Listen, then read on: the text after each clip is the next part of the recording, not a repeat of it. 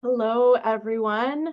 My name is Amy Christensen. I'm so glad that you are here to join us for the English Language Teaching Series Part 3, Entrepreneurship and English Language Teaching Series Part 3, Managing Finances and Resources.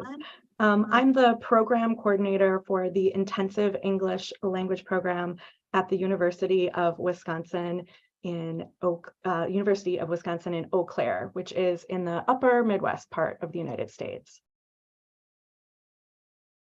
This is part of a 6-part series of monthly webinars and Q&A sessions with 6 different English language specialists. So again, this is the 3rd one. You can join live just like you are here, or you can watch them later in YouTube, or you can do both, which is great. And these started November 9th and they go through May 24th. So these are the 6 topics. So far, we've had 2 speakers that have talked about entrepreneurship in English language teaching and marketing and recruitment. Again, today we'll talk about managing finances and resources. Then upcoming topics will be talent management, online models for English language teaching, and 5 best practices and considerations for edupreneurship. So today's topic is going to be kind of a presentation style. I will have some chances for you to interact in the chat, but also if you do have questions, you can put them into a Padlet that will be shared here. And there will be a consultation session on February 22nd at 5 p.m. So if you do have questions, you can put them in there. I will look at your questions and answer them in that live session, or maybe even before that. So I want to tell you a little bit about who I am and what I do. So I run this intensive English program at a mid-sized state university. As it's really cold here right now. It is negative 26 Celsius. It's the coldest part of the year. So I don't know what it's like where you are. I saw some people are joining from Florida and from Peru. Obviously, it's much warmer there. Here it's snowy and cold. So our students are all bundled up like you can see in these pictures. So I run the intensive English program. I supervise the teachers, I do scheduling, I set the budgets, I meet with different offices, and I still do a little bit of teaching. So most of my students are either in STEM fields, so science, technology, engineering, and mathematics, or business. We do have some from other places, but that's where most of the students in our program are what they're studying. And then I also have some mostly American students who are studying to get a TEFL certificate. So they are interested in teaching English as a foreign language, like some of you might be doing outside of the United States. The other part of my job is things like what I'm doing today. So specialist work. I've done some specialist work with English language programs. And I have my own business with these 2 lovely ladies you see in the right-hand corner. Those are my business partners. And we teach a lot of professional communication skills and do leadership skills, especially focused on empowering women. So you can see a photo there from from Women's Leadership Conference that we had a couple of years ago in Cambodia.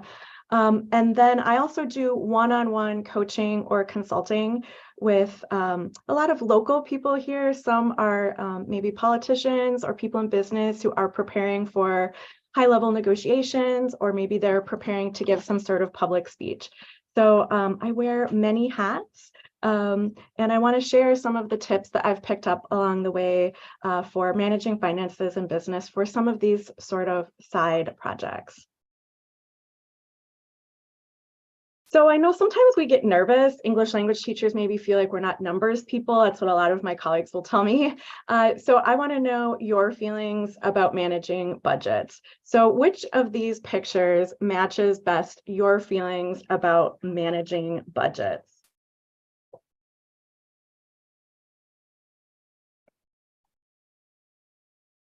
Oh, good. I see at least one person who is excited about managing budgets. If you're not excited, that's okay. I know when I first started doing this, I was a little bit nervous, and hopefully by the end of the day today, you will feel a little bit calmer about managing budgets, and you'll have some tips and tools to help you. We always tell our students that if they want to get better at speaking English, they need to practice. Managing budgets is a skill, just like learning a language. The more we practice, finding out what tools work best for us, the better that we can be at it. So some of us might have a more natural ability or an interest, but we can all improve through practice. So these are the main topics that I'm going to cover today. I'm going to talk a little bit about words and numbers associated with managing budgets, especially for entrepreneurs. I'll talk a little bit about personal budgeting and budgeting versus tracking spending. We will look at the steps for creating a business budget. And at the end, I will leave you with some tips for maintaining a budget and just saving money and being a happy edupreneur or entrepreneur. So a lot of times people will refer to this work that they do when they start their own business as a second job, because they may be like me, where they have a primary job, but they also want to kind of branch out and do something more. So this might be something you're familiar with, a second job.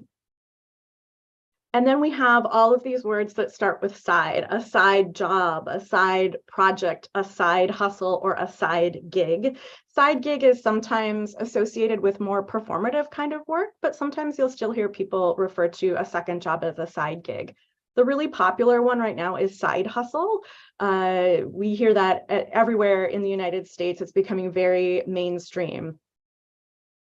Also, sometimes you'll hear people refer to themselves as a freelancer or a consultant. That can be a primary job, or it can be something that you do on the side.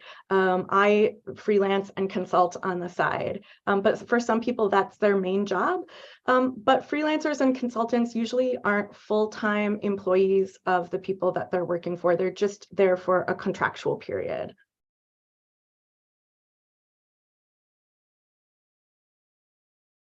Solopreneur is another term that I really like.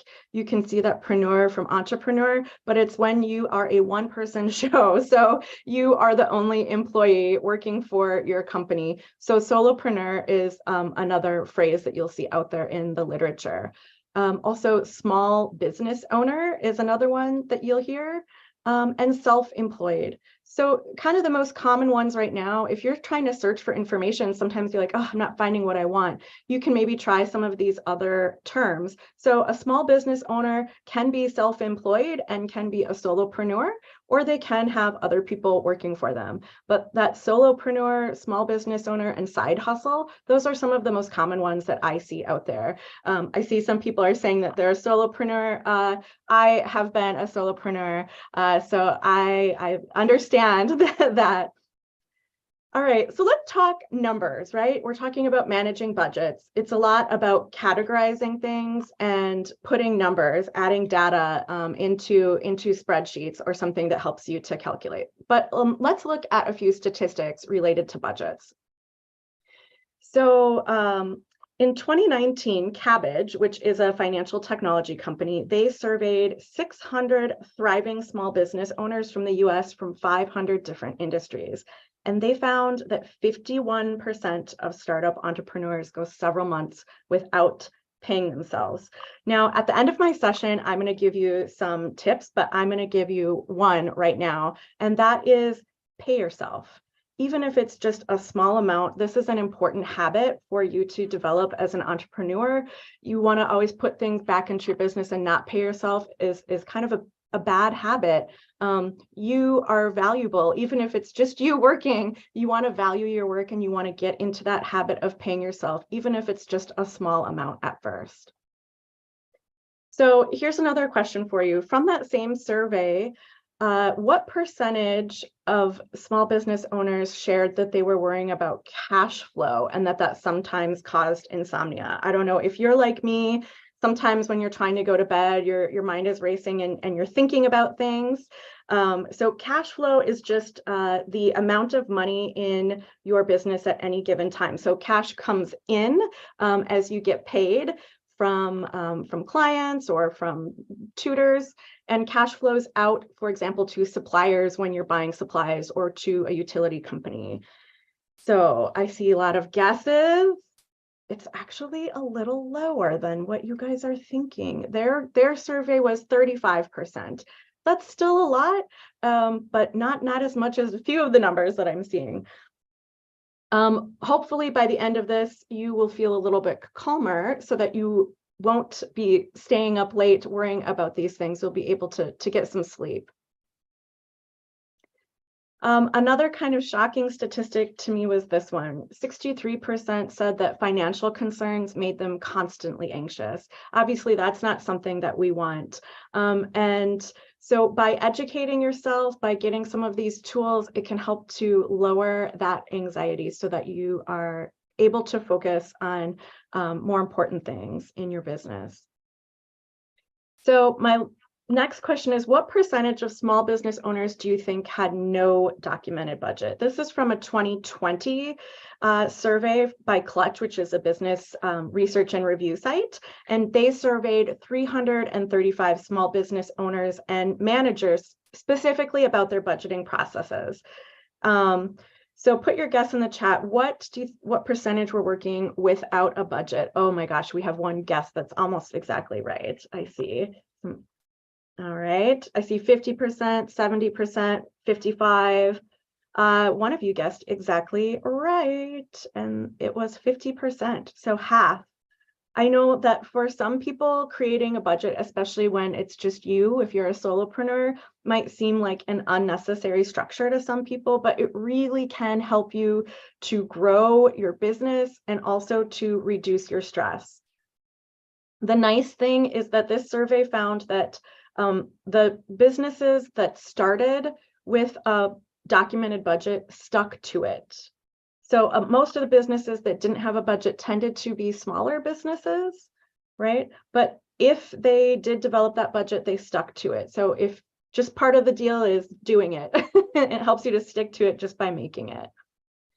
Okay, so that's kind of the bad news. Maybe like, oh gosh, people worry they don't pay themselves. Let's just take a minute and breathe.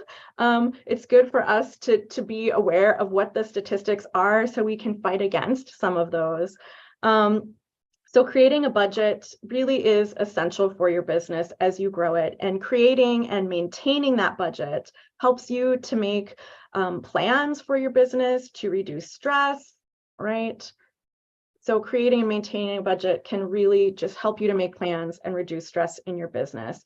And I want to congratulate all of you for taking the first step to develop and expand your business. That's great. Taking the time to educate yourself and plan is going to make your side hustle or your small business much less stressful. Okay, so maybe you're asking, how do we create a budget? And to answer that, I want to make an analogy for you. So I chose this question, and I chose Ufa because one of my colleagues here at the university, who is a Russian professor, is from Ufa. So the question is, if you want to go to Ufa, should you go east or west? If we put this, I know we have some people in the United States, I could replace this to, if you want to go to Chicago, should you go east or west? But the answer is that it depends, right? It depends on if you live in Moscow or Vladivostok, or if you're in the United States, it depends on if you live in New York or you live in California. So you need to know where you are in order to get where you want to go.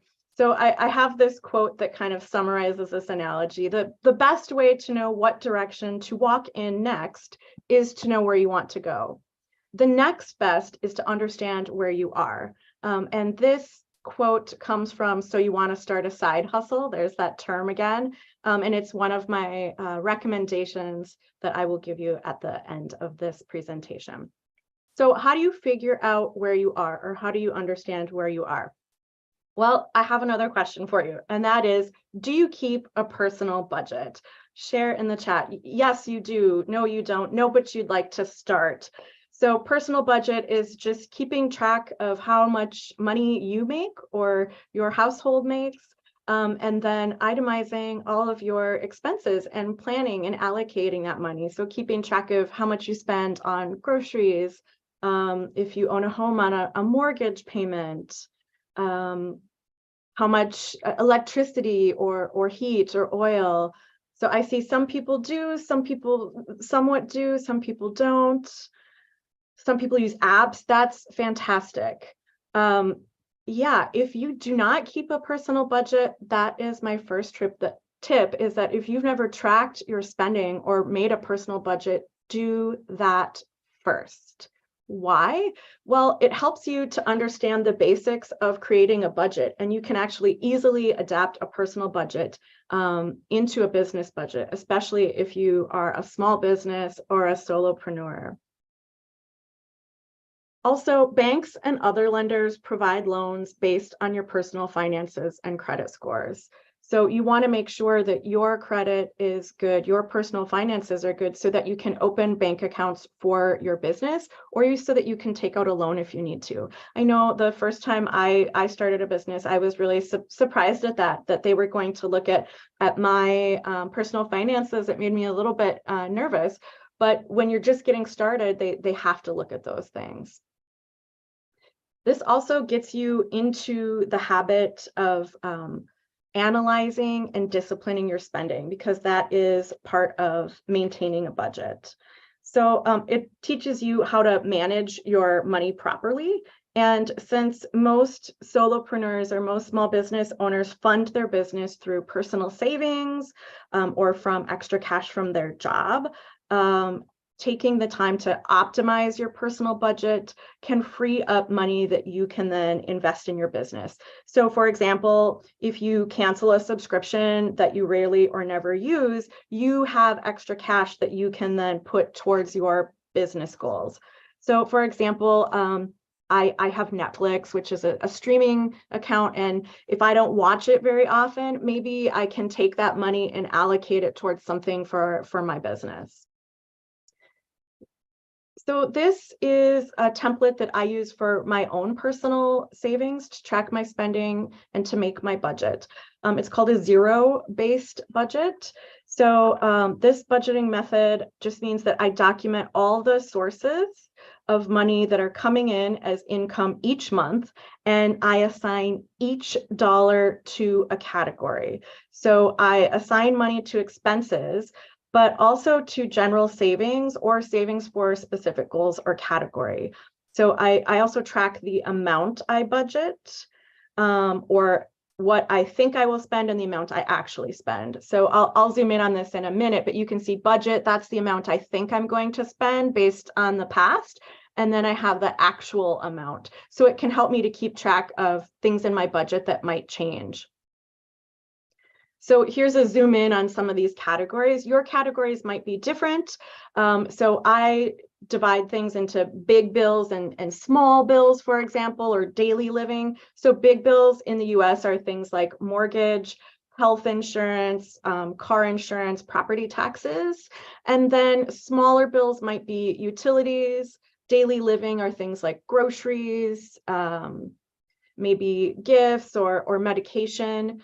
Your categories might be different, your individual items might be different, but this gives you an idea of some things that you might track. And then at the very end, you want to have zero. So you see that final budget zero. The thing about this type of method is that every dollar needs to go somewhere. It needs to be categorized. So if you finish your budget and you get to the end, you finish the final category, you can see here this had $418. This is an example. This is not mine, just an imaginary budget. I need to allocate that money. I need to assign that money somewhere. So I can put it towards an emergency fund or towards paying off some debt. So you want to have zero by the end if you're doing a zero-based budget. This is an example in Excel. So I know some of you are Excel users. I saw someone said I use Excel and it helps me to keep track of things. So this is from that same book. So you want to start a side hustle. And the people who own this have a consulting business. They're from my state, from Wisconsin, and they provide this for free on their website. And I've also included it in my resources. So it's an Excel spreadsheet that's set up. You don't have to know the formulas, which can be intimidating, I know, for Excel. They've got it all set up in there. And one of the things that I like is they use some of the language that we use in business. So instead of just income, they have cash flow summary here for income and expenses. So you know how much cash flow there is on a monthly basis. And it also gives you this place where you can write notes. So maybe you say, this was an unusual month, or let's keep track of it. You can write little notes to yourself. But this works much the same way as the last budget.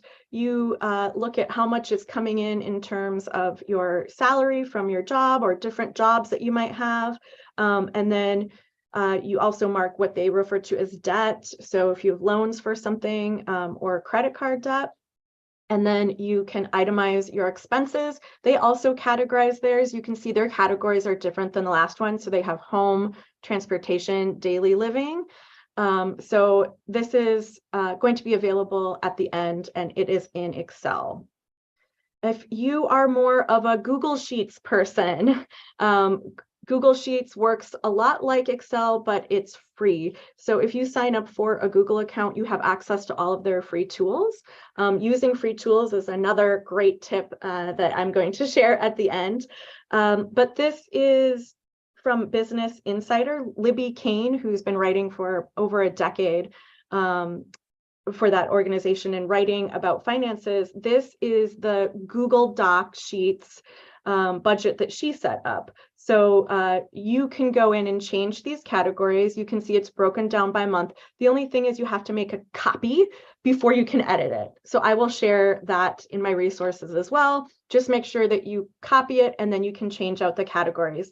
So this looks a little different. It looks more like a traditional spreadsheet, but you can use it in Google. This can be really helpful if there are other people, like maybe you have a partner in your business. You can both access it and it's a live document in Google.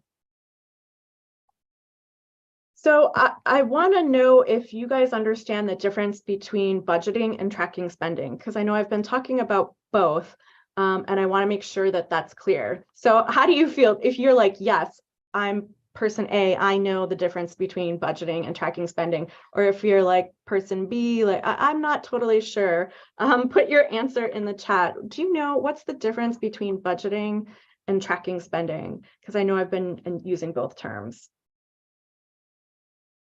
Okay, well, let's clarify this just a little bit, because I know it can be confusing. So a business budget or budgeting, this is kind of an educated guess about your future business finances. So this is your plan based on previous information. So it's an educated guess, but it is a guess at how much money you think you will need for your expenses. When you track business spending, you are recording all of the money that's actually being spent. So it's your expenses. So it's slightly different. One is your plan, and you can definitely use tracking spending to help inform your business budget, but they are slightly different. They have slightly different purposes.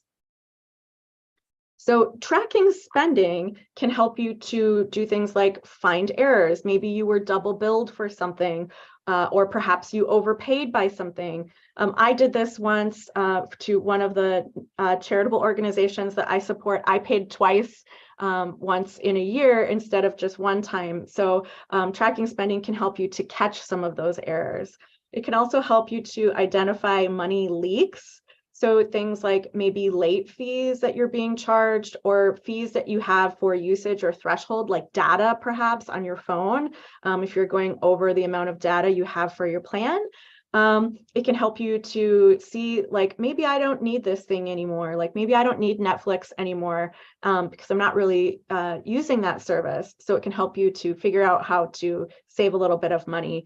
and help you to really make decisions and prioritize what your needs are, whether it's personally or for your business. So it helps you to itemize all of those expenses and really figure out, is this expense worth it? Because the less money that you spend, the more money you can keep, if it's your personal money for yourself, or that you can keep for your business and maybe reinvest in your business. Creating a business budget. These are 6 steps from NerdWallet, which has a lot of recommendations for products and reviews of business-related products. And they're another one of the resources that I suggest at the end. And they broke down creating a business budget into these really easy to follow 6 steps.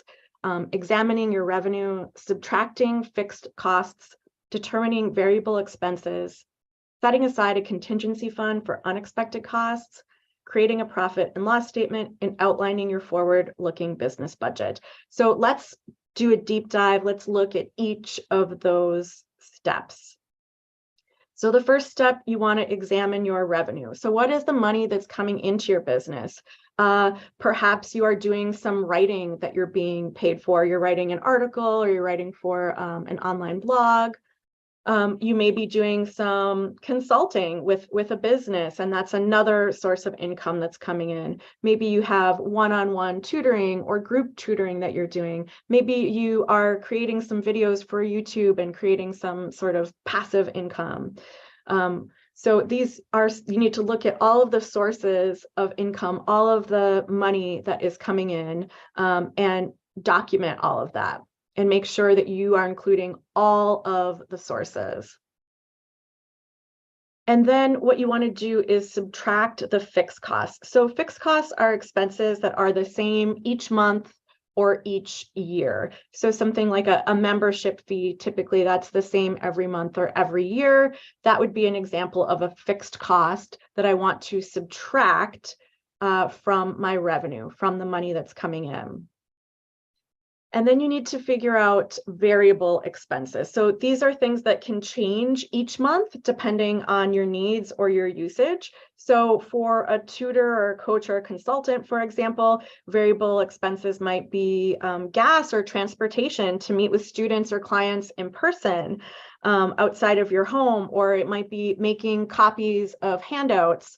I know when COVID first started, suddenly we all had to add an extra expense of masks, right? So that would be a variable expense that at first I had to spend more money on. Now I'm spending less money. So this can help you kind of break down the difference between variable and fixed costs. So fixed costs for me are things like web hosting for my website, or renewing the domain, the name of my website.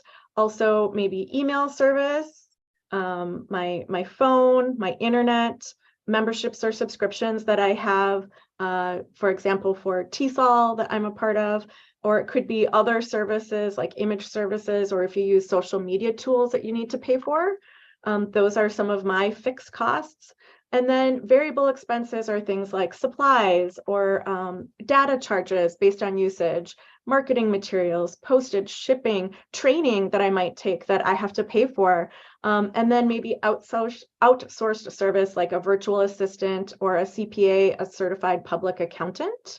What are some of your variable expenses? Are there some things that change every month? Those can be harder to predict, but when you start to document all of them, you can start to see some trends. So documenting all of those expenses that need to be subtracted is important. The next step is setting aside a contingency fund for unexpected costs. And you saw back in that personal budget, I had an emergency fund. That's another name for a contingency fund. This is also sometimes called a sinking fund because you're going to be adding to it, but it's not meant to be built as a permanent amount in your budget. It's there when you need it to sink, to go away. So a contingency fund is just the amount of money that's kept to pay for something that might possibly happen or cause problems in the future. So some people say, how much should this be? Because when you start a business, it takes time to build up this fund. So just put away a little bit, just like this jar, until it builds up. And the general rule is to have a contingency fund eventually that would cover 3 to 6 months of your expenses. You probably won't be able to do that at first, and that's okay. So a good place to start is by setting aside 10% of any profits that you're making, or 5 to 7% of your operating expenses. The next step is to create a profit and loss statement. So sometimes this is called a P&L statement. And that is created by subtracting all of your expenses from your revenue. Sometimes this is also called a statement of financial performance, or an income statement. So it sort of varies depending on the industry that you are in. And it's typically, this is created quarterly or annually. So you take all of your revenue, all of the money that's coming into your business, and you subtract all of the expenses, both the fixed and the variable. And that is how you create your profit and loss statement. Now, this is different from a budget because this is what you are actually taking in and spending, right? The budget is our best guess. But you can use these profit and loss statements to predict future budgets. So again, this is the actual amount of money that we received as revenue and the actual amount that we spend. So things can change. So maybe you have a new student or a new client and you might have new revenue coming in. Or maybe one of your bills for your variable expenses ended up being more than you thought. So for example, I told you it's very cold here recently. So it was about -15 Fahrenheit or -26 Celsius. So my heating bill last month was higher than I expected. So that was a variable expense that changed. Let's look at what an actual profit and loss statement looks like. These can be very complicated, but when you're just getting started, they certainly do not need to be. So this is an example of a profit and loss statement. You just have your revenue. So in this case, they had tutoring and writing that they were being paid for, and those added together make your gross revenue. Gross just means before costs and expenses and taxes are calculated in. So you look at how much is coming in, and then that's your gross revenue or your gross profit. And then you subtract your expenses, your fixed and your variable expenses, and then other things too, like taxes. And that totals up to your total expenses. When you subtract the expenses from your revenue, that gives you your total amount of profits and losses. So it's pretty simple, and it looks very similar to the personal budget. In fact, you will be able to take some of those templates that I have for your personal budget and copy them. You can make a new sheet and then just switch out the categories for your business.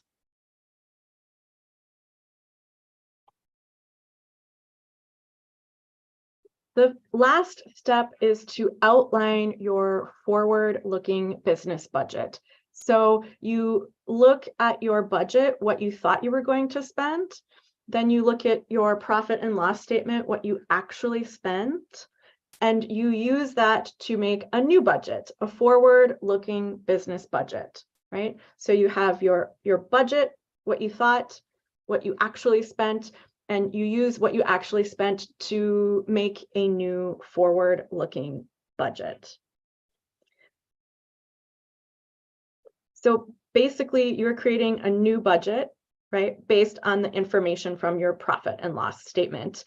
And this can help you to more accurately manage your budget and make adjustments that you need to. So maybe I needed to allocate more money for heat next January or February.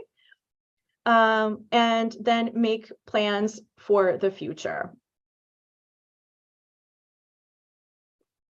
So I want to give you here my top 5 budgeting tips. A couple of these you've heard earlier. One is to plan your budget for a whole year, but break it down by month. This will take you a little bit of time if you haven't done it before. You might have to start keeping track of your receipts or going back into banking statements, but you want to try and break it down by month because it will help you to identify some trends. So once you have your budget planned and it's broken down by month, then you want to monitor your budget. So keep track of what you are spending and compare what you are spending to what you budgeted. So compare your budget, your plan, to your actual spending. And I actually keep a separate sheet that itemizes my spending. So in my budget, I might have more broad categories like utilities, but when I'm tracking my spending, I want to mark each utility. So how much am I spending for electricity? How much am I spending for gas? How much am I spending for internet? So that I can identify if there's somewhere where I can save money or where I need to adjust my budget. Third, set a regular time to enter data. This is a very important one, especially if you're someone like me that naturally isn't as attracted to numbers because I'm a language person. But when I set a regular time to do it, it helps it to be, not so difficult. I know when to expect it. I set aside the time, and then it's not so overwhelming because I'm setting this regular time to put data into my tracking spending sheet or into my budget. And when you do that, start to look for trends. So look at when income is coming in. Are there certain times of the year when maybe you have more money coming in? Or where is it coming from? Oh, wow, maybe I notice I have a lot of money coming in from people who want one-on-one coaching for giving speeches. So it can help you to look at some of those trends. And then it can also help you to identify your biggest expenses and kind of figure out, is there a way that I can save money? So those are my top 5. Plan your budget for a year, break it down by month, monitor your budget and track spending, set a regular time for entering that data, look for some of those trends and identify your biggest expenses. We all want to save money, right? So I want to go over some tips for saving money and cutting expenses. Some of you may be using these already. I can see from some of the comments in the chat. One is to utilize free tools. So although there are paid versions for some things like Zoom, for example, you can also get the free version and get hour-long meetings. So as long as you keep your meetings short, you don't have to pay money. So Zoom is an example of a free tool. Using Google, again, if you have a Google account, you get access to Google Docs, Google Sheets, 15 gigabytes of storage. Another option is Xero. Xero has a free trial period and some free things. It's an alternate to QuickBooks. So QuickBooks can be expensive for some people, especially when they're first starting out. So, and it also, I see some people said it's confusing. It can be confusing. So Xero is another option that I find to be just a little bit simpler than QuickBooks. And then Calendly is another free tool that allows you to make appointments. People can make appointments with you, and then it sends them an email reminder, and it automatically works with your Google Calendar, for example. So that's another free scheduling tool that you can use. It's really important that you use and pay off your business credit card every month. Obviously, you want to pay it off so that you have good credit and so that you are not getting large interest fees. But having a business credit card is a way to save money if you get a good one. If you get one with points, for example, the credit card that we use for our company, we get points, and then we can use those to travel for conferences or to travel for other business events. We can use our points from our credit card. So it's worth looking, trying to find a good business credit card. NerdWallet has a lot of reviews of credit cards. So use it for your business expenses, but just make sure that you pay it off every month and earn some of those points that you can use for your business. Consider using interns. This might be something that may be new for you, depending on what part of the world you're in. Interns are usually unpaid or not paid very much. They're typically college students that come and work for a business for a short period of time.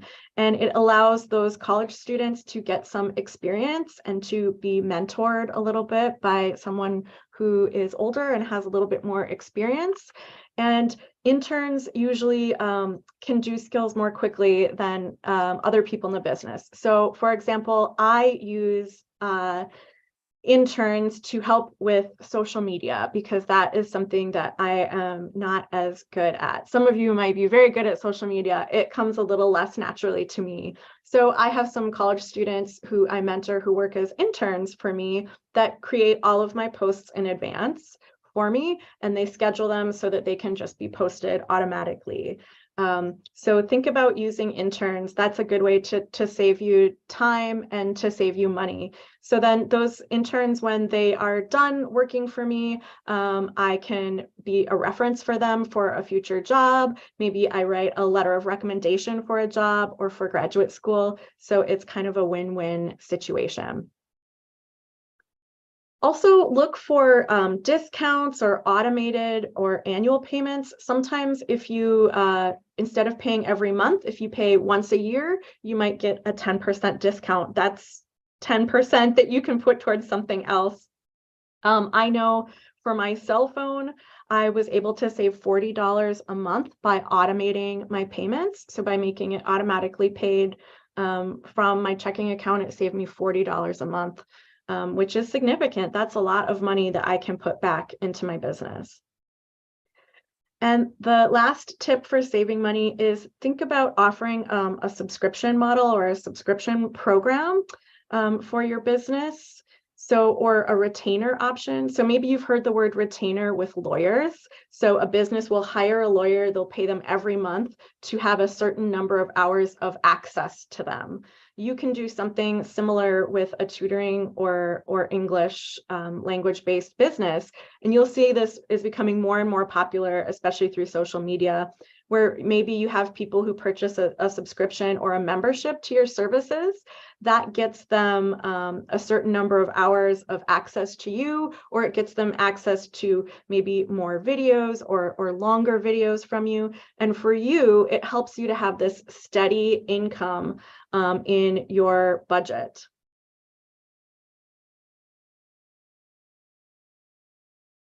My last tips are going to be for keeping you happy, keeping you sane. Starting a business is difficult. And so these are my tips to keep you happy. One is to reach out to networks and mentors. So meet people who are 5 years into the process of owning their own business or 5 years older than you, and 10 years and 15, learn from them, ask them questions. If there are small business organizations in your community, go to some of their meetings and talk to people, learn from people. You'll get a lot of really good free information and practical information through mentors and through networks. Maintain good credit. As I mentioned before, your personal credit is going to be looked at until you get really years down the line into your business. So it's important that your personal finances and certainly your business finances are in order. So make sure that you are paying off your bills on time. Track your hours. I learned this one the hard way. A lot of times for these projects, if you're a consultant, you just get paid a flat rate. And it can be easy to spend too much time on things that you shouldn't spend time on. So tracking your hours, writing down what you're doing. Some people do this even to 15 minutes, right? So they keep track of their hours and what they're doing, and it can help you to budget your time in the same way that you're budgeting your finances. And it helps you to see maybe where you're spending too much time or where you're not spending enough time. This was the tip I shared at the beginning. Pay yourself, even if it's just a small amount at first. Get into that habit. You have skills, you are valuable, even if you're your own boss. And it's really important that you pay yourself, even if it's just a little. And then lastly, if you are a solopreneur, make sure that you keep your personal and business finances separate. Especially in the United States, it can get tricky for tax purposes if you start to mix these things. It's really important that you keep them separate. So make sure your spreadsheets are different. Maybe you make the background a different color so you don't accidentally put something in the wrong place. These are some of the resources. I talked about some of these in the presentation today, and then some of these are extras that I'm going to share. The first is that So You Want to Start a Side Hustle. This is a great book that has that personal Excel, personal finance spreadsheet in it. And it just goes through and tells you kind of from an emotional perspective, what it's like to start a business and making smart decisions. Then also NerdWallet that I mentioned gives you reviews of different products, and they also have some nice articles related to business. Smartsheet has some free profit and loss statements that you can use, and I put some of those in the shared resources here at the end. The US Small Business Administration has some fantastic videos that you can watch. They even have one that's for young entrepreneurs. The videos are 1 to 3 minutes. It takes you through each step of starting and maintaining a business. They have some related to finance. They have some related to all sorts of things. So I will put the link to that also on my resources page, and I highly recommend those videos. On YouTube, there's my favorite kind of person for people who are doing tutoring or English related work is Lisa Tran. She started her own business. Now she has a bunch of people who work for her, and that's exactly what she does. She makes study guides and does tutoring, and she has lots of great information through her social media. And so I'll put a link to her in the resources as well. Okay. I want to ask you a question. So I've been talking a lot about finances, and this is a question that was asked by Bill Gross, who started Idea Lab. So Idea Lab does incubation or helps startup companies. And in 2015, he hosted a TED Talk, and he shared the results from looking at 5 different factors for success. And he looked at 100 Idea Lab companies and 100 other companies. And obviously, he used the word idea in his name, so we know he thinks ideas were important. But when he actually looked at what were the biggest factors for success, he looked at each of these. So what do you think? What's the most important thing? Ideas, your team, the execution with your team, business plan, timing, or funding? Put in the chat, maybe you can tell me which of these do you think is most important, and I'll give you a clue. I saw team and funding is a good guess, team and ideas, execution and timing. Good, lots of good guesses. Let's take a look at what he found. Timing was the #1 thing. It accounted for 42% of success. So team and execution is important. Having a good idea is important. Having a business plan is important. Having funding sources are important, but the #1 thing is timing, right? Having the right idea at the right time. So let's break that down a little bit. I want to encourage you, now is a good time to start a business, especially online. So the United States, this is the number of freelancers. And it's predicted, as you can see, to increase. So there were 70.4 million in 2022. So that is huge. That tells you that this is a good time to start your business.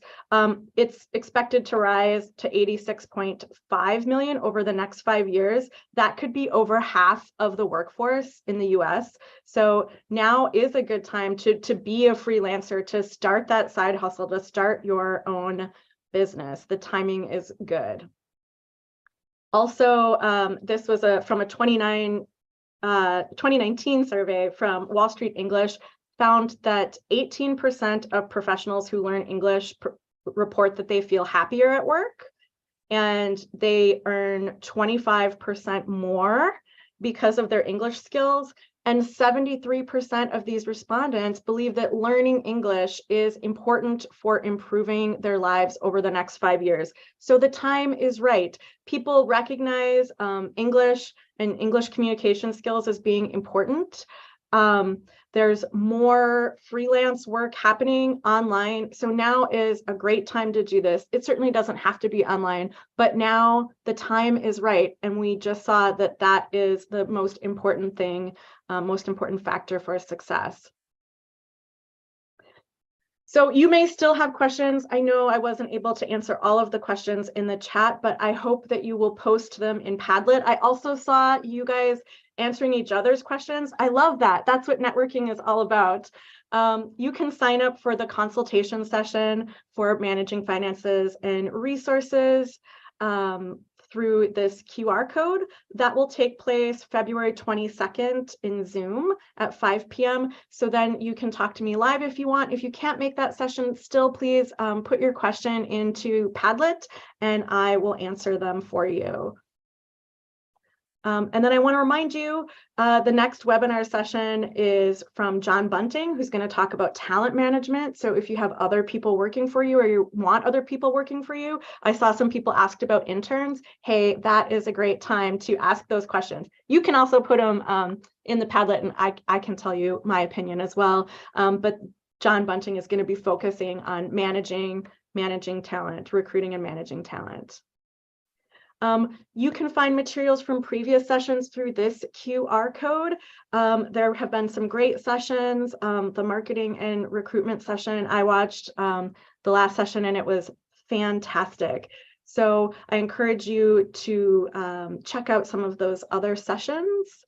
And there on this page is also where the link to the resources that I mentioned will be. So the spreadsheets I shared, the book, the links and the resources that I recommend will all be there.